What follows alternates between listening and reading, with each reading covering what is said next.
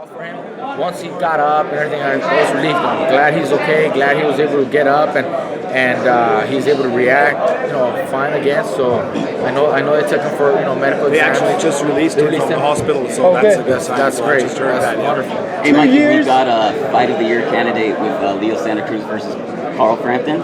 We also got Knockout of the Year. We're starting the year early. I mean, man, that was vicious, my friend. That was a good way to start the year. Oh yeah. Mikey, 2 years you sat on the shelf. People wrote you off. You're finished. You're done. Now you're pound for pound list. Now I think this makes a good statement.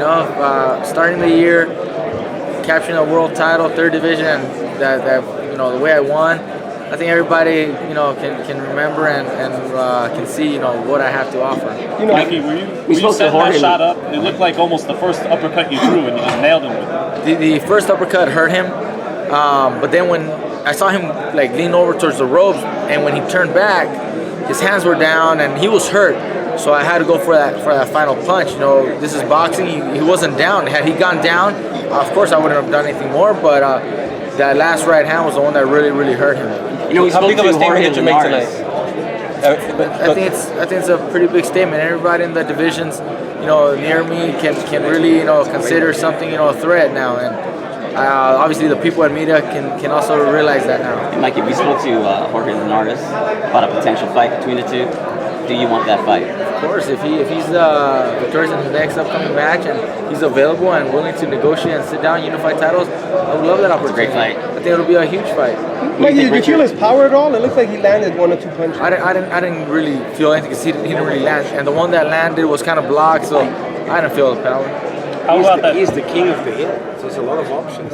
Everybody's going to want to fight Mikey. It's not anymore that Mikey wants to fight. Everybody's going to want to fight Mikey because where Mikey fights, that's where the money is. And he's the captain of his own ship. How beautiful is that? He's got great fundamentals. He's got power. He's got skills. Yeah, you got He's got star power. He's got it all. He has the fans. You saw that again today. The entire package. Man, he can punch. He can move. He can box. Has a great team behind him.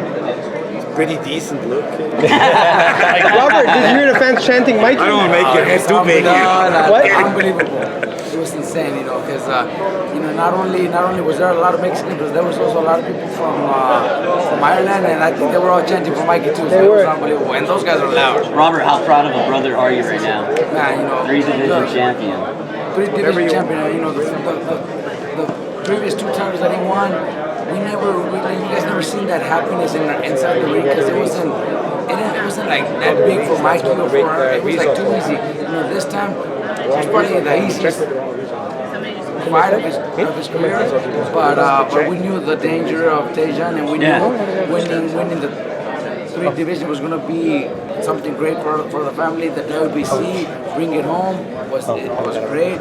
And we know that there's just bigger challenges. So that's what right. And I thought Dejan was going to be a tougher outing. We thought so too, but Mikey did his job. Mikey, how about it is? When you're so good, you take the strengths away from the most fierce competitor. That sets him apart from others. Is this the perfect weight class, 135? I feel very, very comfortable at 135. I had moved up, from 126 to 130. Yeah. Eventually, that was my next step to be at 135. I should have been here, 2 years ago, right after my last title defense at 30. We weren't able to be fighting, we were on the shelf, but right now I'm very comfortable at 135. I think a couple fights at 135, and then we'll make that jump to 140. Mikey, how about that jab tonight? You always say it's the best punch in boxing. It's key. We use it a lot. It was key for tonight. Keep the distance. Measure my opponent. Keep him at the distance that I wanted. He wanted to come in. I just stiff, that jab out there. Use it as a defense. You use it, timing it. It works well for me, and I like to use that. Well, everybody says, use your jab, but it must be easier said than done because not a lot of guys do what you did tonight with it. Well, other fighters probably are, paying attention more to an overhand right, landing a power shot. But I like to set those punches up with the jab. And my corner, my dad, my brother always, teach that, and they always tell me that. That's what it looked like. You were blinding him with the jab, and eventually that power shot was going to come. That's how it was. That's what happened. then the killer instinct too. Yes. You just I you saw the smell replay. blood. You were like, oh shit, I'm not gonna let this guy go. I saw the replay, and everybody hand. told me that you could see the expression in my face, and I didn't pay attention during the fight at that, but I saw the opening. I saw he was hurt, but he wasn't down, so I went for that overhand right. I knew I threw it, with everything I had. But then when I saw the replay, you could definitely see that expression in my face, my eyes, and I was like, that surprised me even.